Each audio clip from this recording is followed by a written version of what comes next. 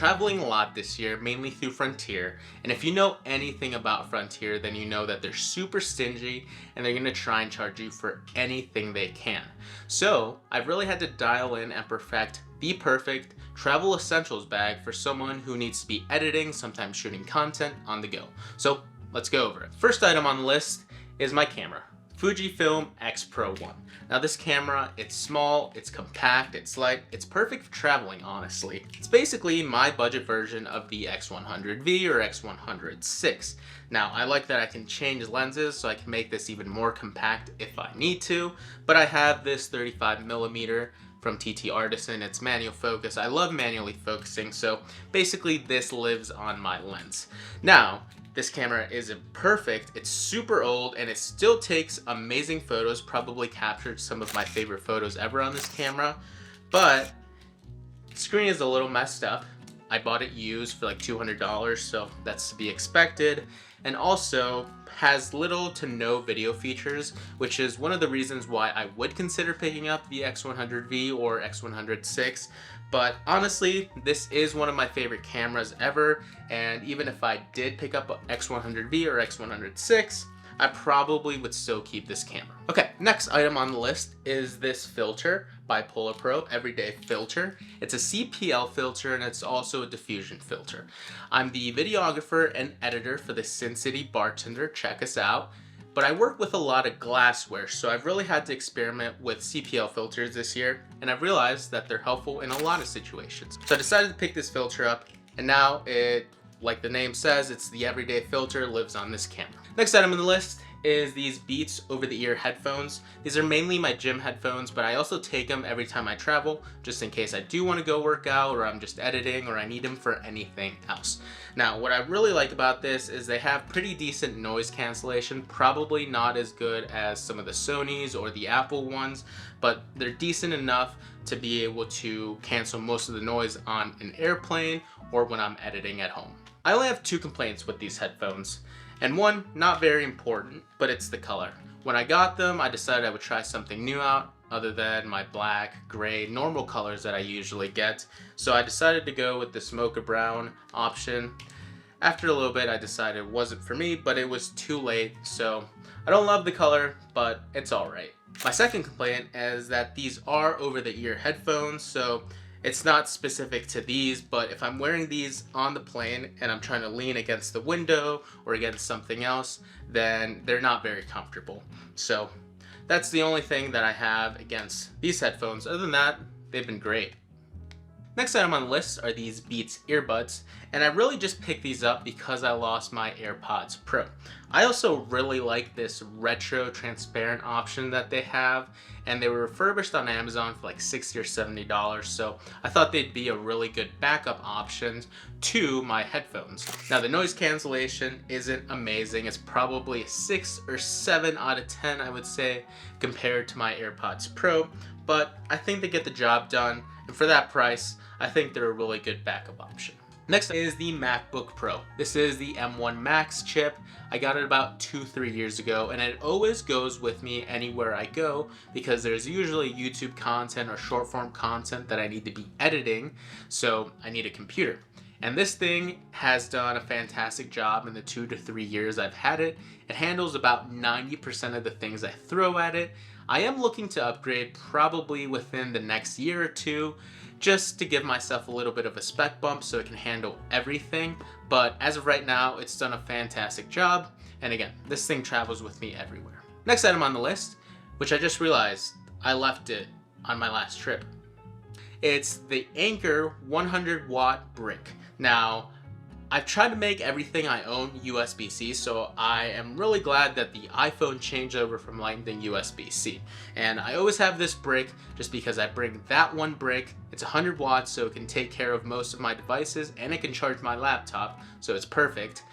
And everything else I own, my Beats headphones, my iPhone, my cameras, most of it is USB-C. So it's always good to have a little charger to take care of everything. The SanDisk, 1 TB SSD drive. Now, I've heard some bad things about this that they sometimes give out, but I haven't had any issues with it. Usually I have a YouTube video or two on here and all the short form content that I'm working on. So again, this is what I use to travel to keep all my content with.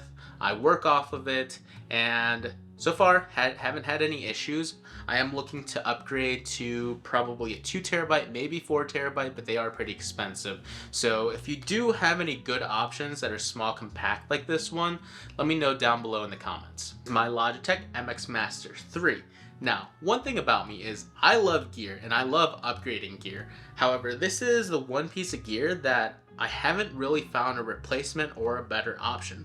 And I've started taking this when I travel. I've tried using just the Mac mouse and touchpad, and although it was fine, it wasn't the best. So this thing is small and compact enough that I now take it with me anytime I travel for my editing. The X Pro 1 doesn't shoot very good video at all. So if I do need to shoot any video content, I will take my FX30 with me if I need to stay compact. This is a small, little perfect camera that is the baby brother of the FX3. However, I did have the FX3 and FX30 combo, but I got rid of my FX3 and just kept the FX30. I think this camera is a beast. I'll make a whole video someday about why this is the only camera that you need. But yeah, if I need video, I'll take the FX30. So next item on the list is my Switch. Now, by no means am I a gamer at all, but I love my Switch and I play this every single day. And if I had my essentials list, this is like a priority essential to take with me, because I usually play FIFA every single day for about 15-20 minutes just to relax at the end of the night, wind down. And really, that's the only game I have. Well, I have two on here. I have FIFA and I have Mario Strikers, which essentially is Mario Soccer. But yeah, this is one of those priority essentials just to wind down at the end of the day. I love this thing, even though I only play one game on it. This is a pretty recent upgrade. I had the Sony speaker, which was small. It was kind of round, so it was a little awkward to fit in my bag sometimes, and it also wasn't very loud. So this kind of just upgrades on all of that. It's a nice shape to just fit in my book bag. It's also a lot louder, and I'm always listening to music, and I don't always want to wear earbuds or headphones, so this is nice to just sit and relax. It's also perfect if I'm showering and I don't have a speaker wherever I'm traveling to. This works just great. Basic sling bag. I actually didn't get this, my fiance did, so shout out to her for getting this for me. But this is one of the two bags that I use to travel with. I have my main book bag, and then I have this little sling bag. And this is mainly for the airport. I carry all my cords and chargers in here. I carry my wallet and an extra X Pro 1 battery. I have an AirTag in here. I can keep my phone, my wallet, my license, just everything nice and secure in one spot, so that when I'm at the airport going through TSA, everything can stay nice and compact. And I love this because it can be a fanny pack, and I know fanny packs are not cool, but I don't care. I like them. And I can also wear it as a crossbody or just throw it behind my back.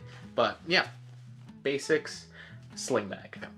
Next item on the list is my book bag. It's nothing special. I got it on Amazon, I'm sure for $50 or less, and it's not a camera bag, so it's just your normal book bag.